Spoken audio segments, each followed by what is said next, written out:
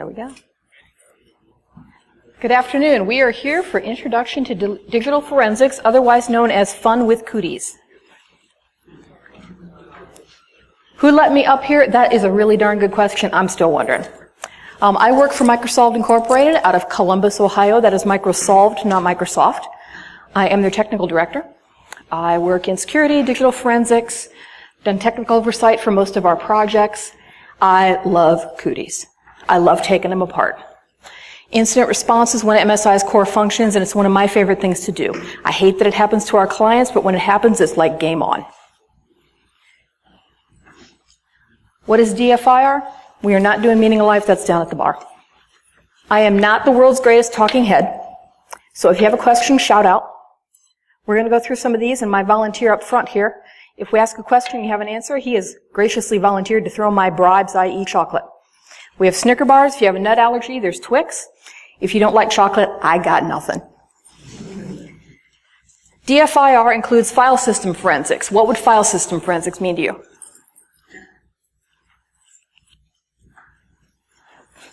Looking at your master boot record, looking at files on disk. What about network forensics? PCAPs? Pitch it. I would put somebody's eye out. That's why I solicited volunteers. What else falls under network forensics? NetFlow. Perfect.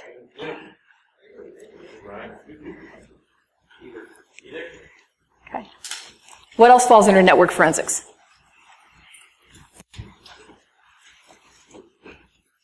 Windows logs? Anything that's going into your SIM? There you go.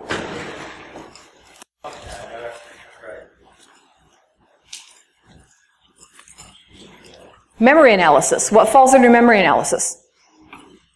Open RAM. RAM? There was another one over here I missed? Open files. Yep, open files. Anything else for memory analysis? Loaded drivers and modules. Yep, loaded drivers and modules. What else? Running processes, perfect. Open sockets. Open sockets. Malware analysis.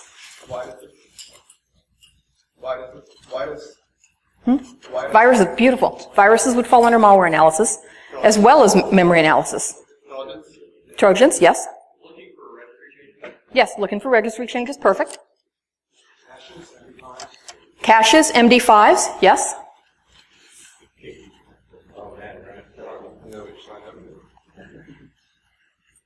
If I owe you chocolate, just come get it after the presentation. There's lots of chocolate. I have network forensics on here twice, didn't catch that. Log analysis, what would you go to for logs? We've covered a few of them, syslogs. DNS. DNS is a really big one because DNS changes can be really important. IDS, IPS logs. IDS, IPS logs, yep. Firewall logs. Logins and failed logins. Yep, login, failed logins. I didn't catch that. Threat intelligence. What falls under threat intelligence? Known attacks. Yep. Known attacks. And attack vectors. Indicators of compromise. Perfect.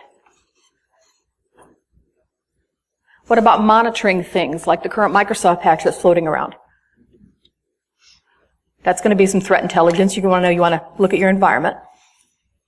Why do I call these out? I call these out because you probably know more about this topic than you think you do.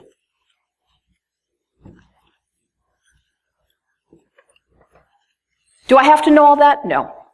I liberated this graphic from the excellent Scott Roberts with his permission. He describes this very well. He's got a fabulous article online about the basics of DFIR. What is it? And my favorite thing about this slide is he calls it a tree or a T. Everyone is going to be stronger in some of these areas than others.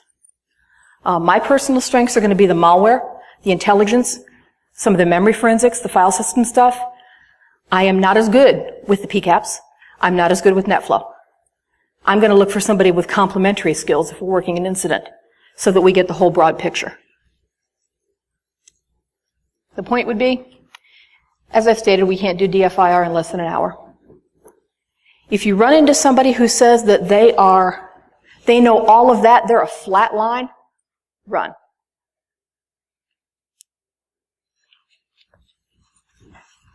As the exercise we just did shows, you know more than you probably think you did.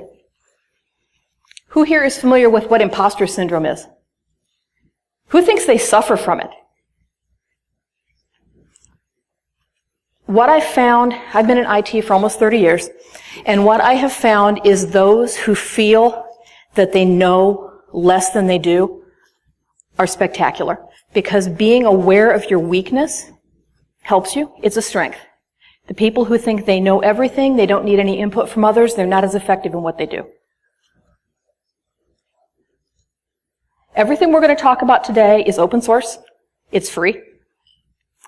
We're going to go just through some very high level, a few basics of what you can do. If I tried to go through any one of these in any kind of detail, we'd take a couple hours each just to even scratch the surface. You're welcome to take pictures of anything you like here. I'm also willing, if you hit me up on Twitter or via my email, to make the slide deck available to you. We're going to cover Remnix, Sift, Autopsy, and just a high-level overview of Eric Zimmerman's tools.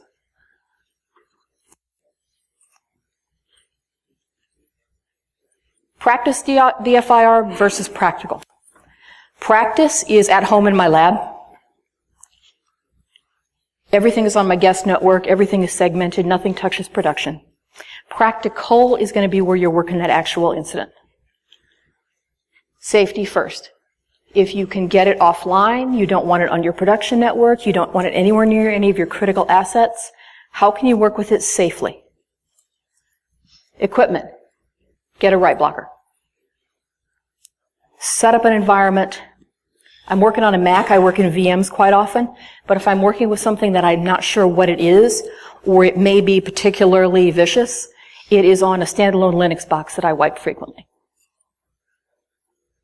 If you're working in a corporate environment and you're working a case that could have HR or attacker or some type of implication, if you've got a legal department, you need to talk to them. Make sure that you're covering all your bases there. If you're working in a legal situation, make sure that your chain of custody document is in place and filled out. If this gentleman sends me a potentially infected machine, I'm going to want that closed up with evidence. I'm going to want him to sign across that seal. I'm going to bring it to me. I'm going to photograph it.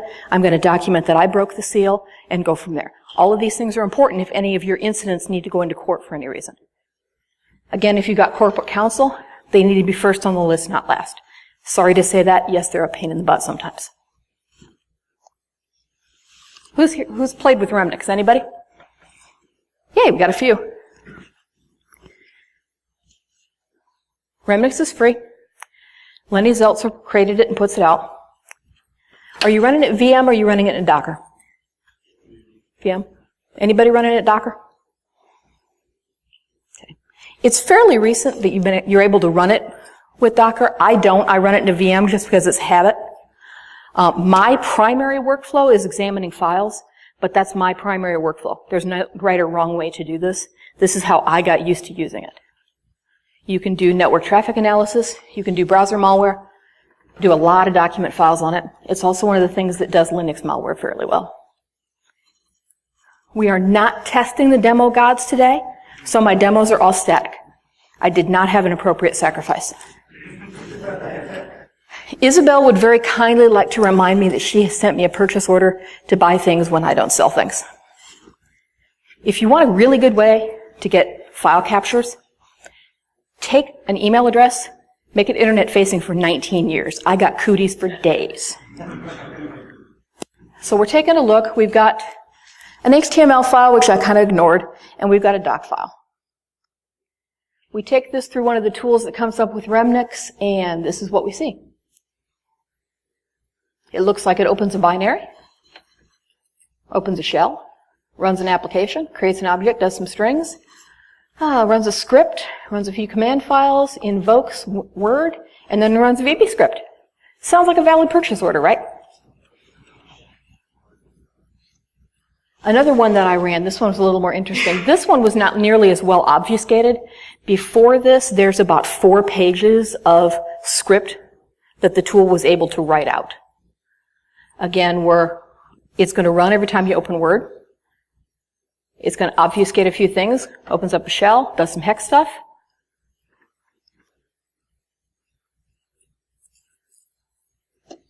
Sift Workstation. I love Sift. Who's played with Sift? These are my people. I started to try and figure out how to do Sift within the confines of 50 minutes, and I really can't. This is primarily what I will use to create an image or analyze an image. I didn't do much of this here because it's so difficult to fit into a short span of time. One of my favorite things to do is to grab an image and then use log to timeline, create a CSV timeline, and see what happened on that machine. You can also do memory analysis. You can look at the shadow copies.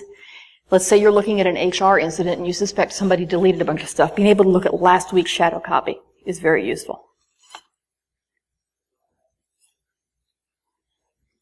This is just basic command line stuff. The interesting thing here is that Sift very kindly put an alias in here called mount win, and mount win will alias out the whole command for you to take a Windows image and mount it for you. Things you can do with Sift: attaching to a local drive, mounting that VSS volume, the virtual shadow copies, deduplicating, memory analysis. Who's played with volatility? You guys are awesome. The sleuthkit tools are also in here.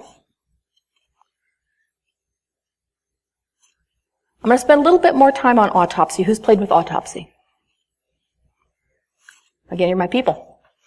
One of the reasons I call this one out and spend a little more time on it is that if you're primarily a Windows-based shop, this is the first Windows-based tool I came across. When I first started playing with it, there was not a Linux or an OS X version of this. My other favorite thing about it is, in addition to it's free, you can create cases and share those between users. It'll do timeline analysis, it'll do registry analysis, you can extract EXIF on data images, you can analyze malicious links under Windows. I'm going to walk through. This is just creating a new case. Our case name is Circle City.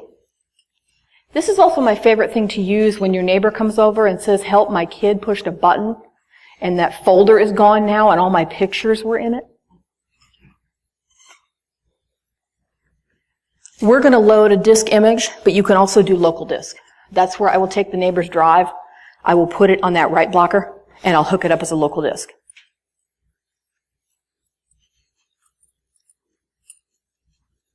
You can select any ingest modules you like. I usually keep all of them selected.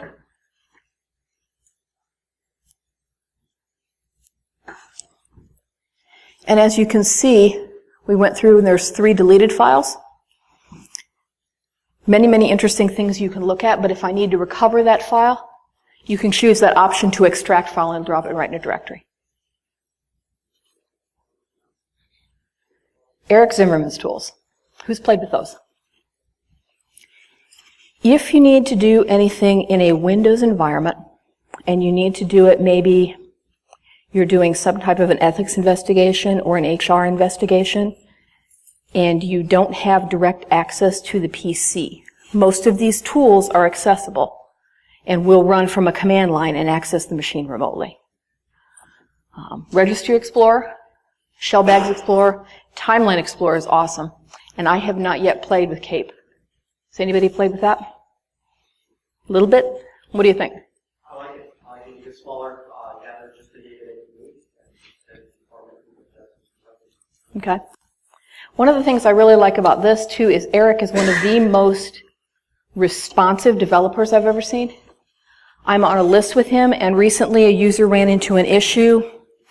It wasn't that there was anything wrong with the program, it was that the way he wrote it didn't fit their use case. He created a fix for it, put up a new copy within about 2.5 hours.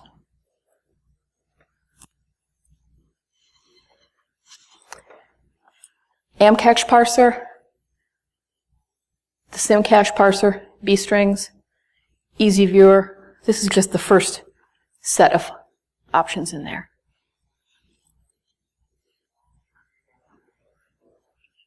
And you don't have to sacrifice the demo, guys. This goes really quick.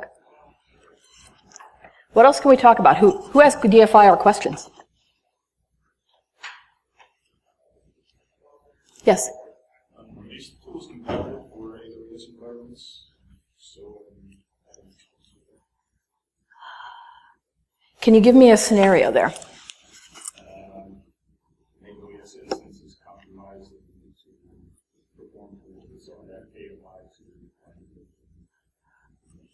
I have not done any direct forensic on AWS. I've pulled down files and parts of the environment and done analysis that way, but I haven't tried to access directly on the AWS instance. That's a good question.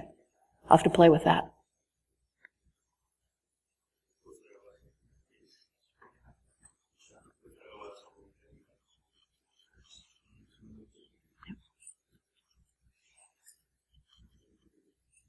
Yes? Less technical. Can you talk about working with customers or whoever you're listening? Anytime you have that sort of engagement, it's pretty very stressful. Can you talk about effective techniques to work with those customers and not have them freak out? And not have them freak out? Usually by the time they come to me, they're already freaking out. The best thing you can do is stay calm. One thing that we do a lot of work with tabletops and incident response demos. One thing for IR is know your communication path. Because when you and I are in a room and you have a potentially compromised machine and we're taking that apart, neither one of us need the executive knocking on the door, what's going on, what's going on, what's going on, what's going on. But they need to be in that loop. Make part of your IR plan clearly delineating how that person is going to get communication and not interfere with the work. An example case, this one's fairly recent. A corporation set up LogMeIn, set it up for their vendors, did not lock it down with an ACL. The password that they used for the admin user would have been one of my personal first 10 attempts if I was trying to guess their password. So no surprise, their LogMeIn was compromised. We were able to pull Windows logs and the drop files. Log. Who's outsourced? Who's got an outsourced service provider? Is it all in-house? You're outsourced? But everybody else is in-house? If you needed logs for an incident today, how quickly could you get them?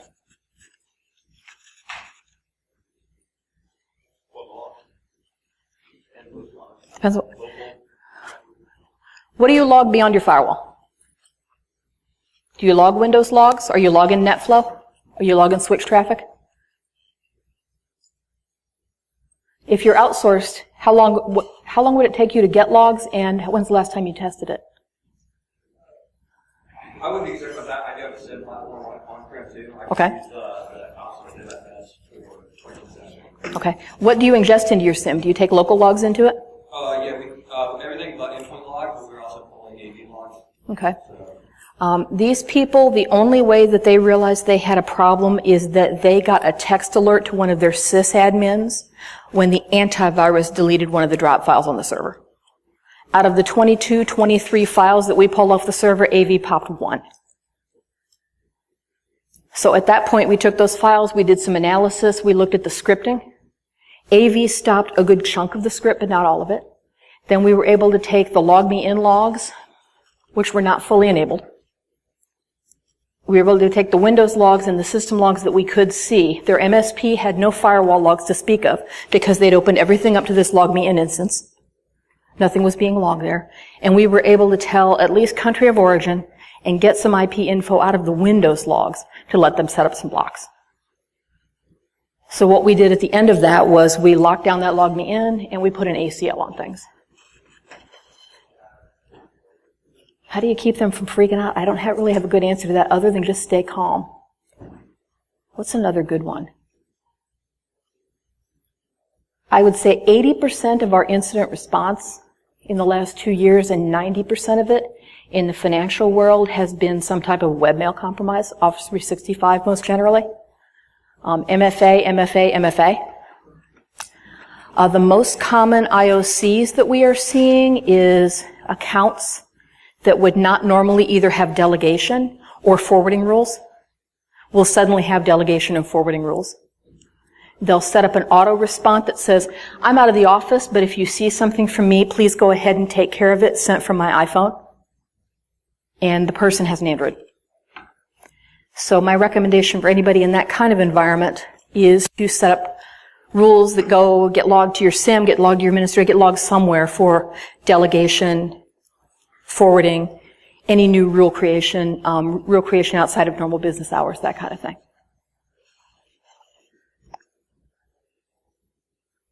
As far as keeping them from freaking out, my first question is always, what is the most valuable thing? What's your keys to the kingdom? If it's a financial institution, so the first thing we're going to look at is what did they get for member data. One of them was a compromised Office 365 to be expedient. One of their individuals in the wire transfer department had scanned a pre-signed wire transfer authorization form and provided it to the department. And the attacker got a hold of that. Anything that is in a mailbox, presume it's gone.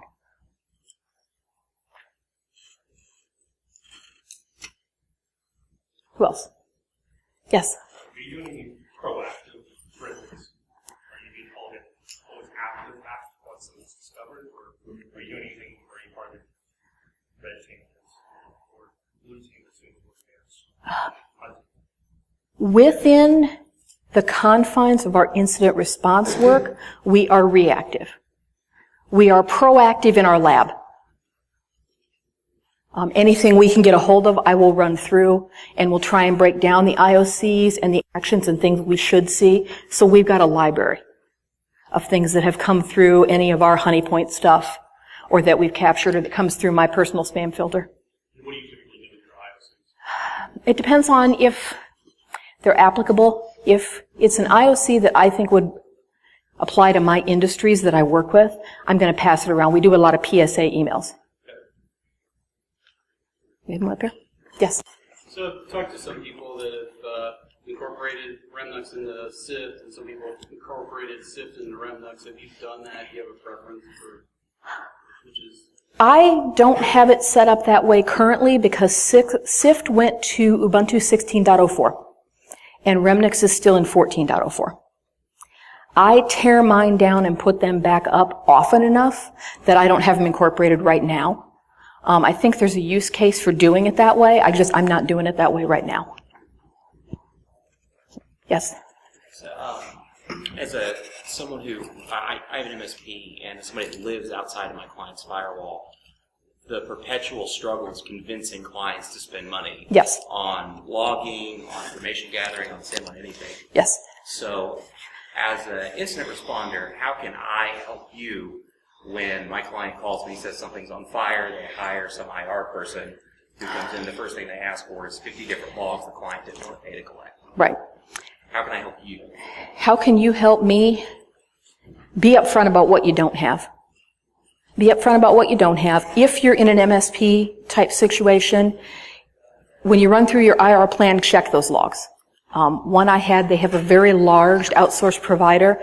The contractual obligation was to get logs within 48 hours, which is really dang quick for most MSPs anyway. We had an incident where we needed them, and they said, yeah, you could have them in about a week.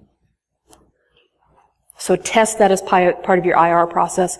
But knowing what we have and what we don't have up front is really, really helpful. Pull anything off the wire, but don't nuke it. Leave it in place, just pull the network plug, leave it running. People that try and do cleanup on their own, please don't. Yeah, cost extra if you fix it first. Who else? Yes? In an IR scenario, if you're operating a part, like, so we probably have a few networks in different parts of different locations. How do you see people when they're geographically spread out handling chain of custody for workstations? Physically, we're doing a lot of stickers. We're doing a lot of, you can get 100 different evidence envelopes off Amazon, and we'll use a sticker and then FedEx it. I don't ship whole machines a lot. If you're very geographically diverse that way, we'll ship just the hard drives. But again, having your technician sign that they pulled it, when they pulled it, where they pulled it, the date timestamp, sealing that up and stickering it. There are a lot of demos out there on the internet of what they are. If you want to shoot me an email or hit me on Twitter, I'll send you one that I use pretty often. Yes? You mentioned it's important for those that are finding it valuable, but can you share instances where it's where it has been critical is not necessarily in the malware, hacker, or infection type. Where it has been critical is when we are dealing with more of an HR or an ethics type case. If I have clients that have a union presence. One that I can think of very specifically was a gentleman where we accidentally found an extremely large cache of pornography. And his excuse was he must have downloaded something that put, 3 or 4 months of pornos on his machine. So we did a chain of custody where the desk side support team pulled the drive, sent it to us. Then we were able to forensically video us undoing it. We took it into Sift, and then we did a logged timeline. And we showed where these things had all happened and that the pattern of behavior, it could not have happened the way that the individual said it could. The chain of custody helped with that because it proved that that drive came out of his machine and that it was not altered from the time it left their office till it hit our office.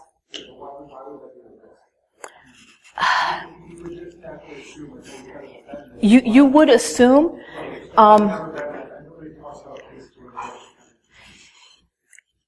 in unionized cases or heavily, where there's a very aggressive lawyer, they will pick all those nits because their goal is to try and get the forensic evidence thrown out.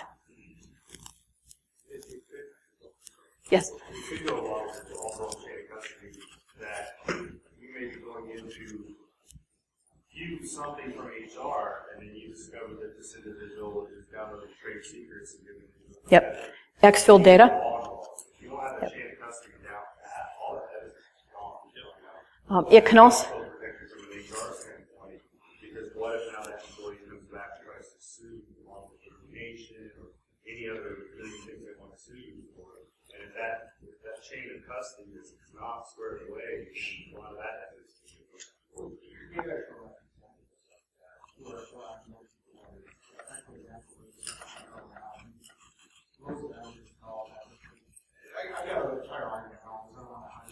No, it's interesting.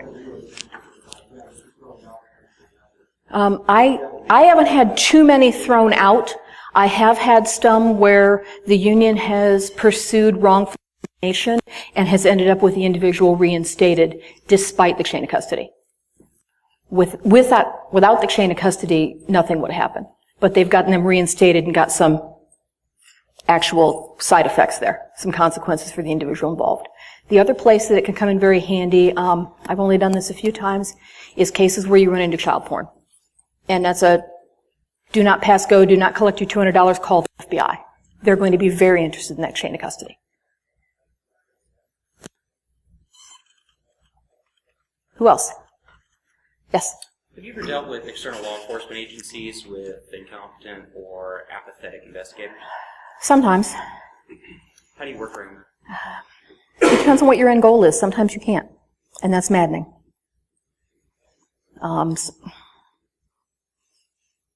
I don't find deliberately incompetent so much as sometimes uneducated. And then you can do the best that you can. But if the client pursues something and law enforcement will take it to X, there's really nothing we can do to make them take it further. We can look towards private sector remediation at that point. Who else? Yes? Actually, I work in that union environment. Yes. And it's extremely rare anything will happen to the union employee. Yes. But my question is there a bit right blocker that you recommend? There are some on Amazon. They're $100, $130. I can't remember the name of it, but if you hit me up, I'll send you a link. Back to the union case, I actually had, I've never seen my client. They are not anywhere in the state I live or work in. I live in Michigan. My office is in Columbus. the union attempted to make the case that I was prejudiced because this individual that I had never laid eyes on was a person of color. I don't know if this is a black guy. Hmm? I thought it was because he was a black guy. Well, that too. I am sports agnostic, so I'm from Illinois. We don't win anything. Tell me I'm wrong. Well, this is, the Cubs. My grandmother died when my daughter, who is now 30, was 6, every year saying her Cubbies were going to go to the series. When they did, I stayed up all night and watched it. Who else?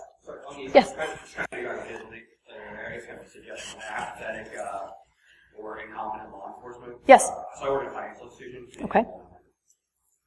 We have a business department. They have an existing relationship with the FBI. Mm-hmm.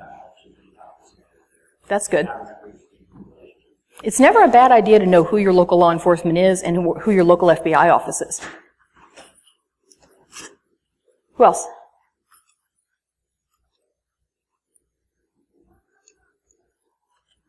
Okay. One more point that is not really DFIR related. This hit me after listening to, who was in Chris Roberts' talk yesterday on what he learned from the wolf months.